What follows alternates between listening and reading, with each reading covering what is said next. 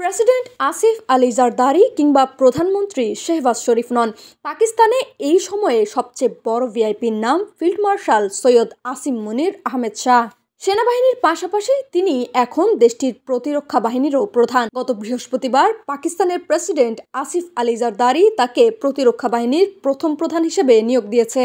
57 বছর বয়সী হাফেজে কোরআন এই সেনা কর্মকর্তা 4 তারকা জেনারেল থেকে 5 তারকা ফিল্ড মার্শাল, সেনাপ্রধান থেকে চিফ অব ডিফেন্স ফোর্সেস বা সশস্ত্র বাহিনীর প্রধান হয়েছেন।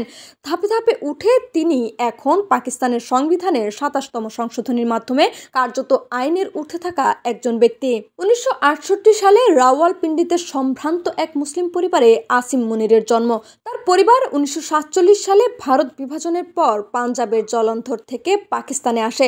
প্রথমে তারা টোবারটেক সিংয়ে বসবাস করে, পরে রাওয়ালপিন্ডির ধেরি হাসানবাদে স্থায়ী হয়।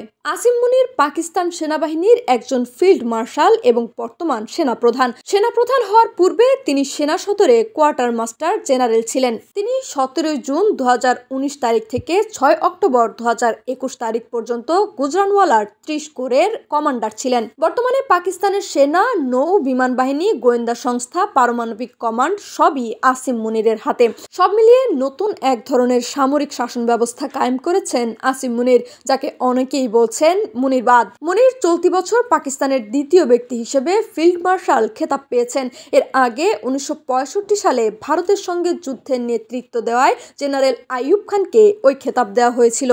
ফিল্ড মার্শাল আসিম মুনিরের হাতে এখন পাকিস্তানের সামরিক, কৌশলগত ও সংবিধানগত প্রভাবের সব চাবিকাঠি। 27তম সংবিধান সংশোধনী তাকে কার্যত আজীবনের ক্ষমতা দিয়েছে এবং সংসদের 3/4 ভোট ছাড়া তাকে অপসারণ করা প্রায় অসম্ভব। লাবনী আক্তার, বিপ্লবী বার্তা।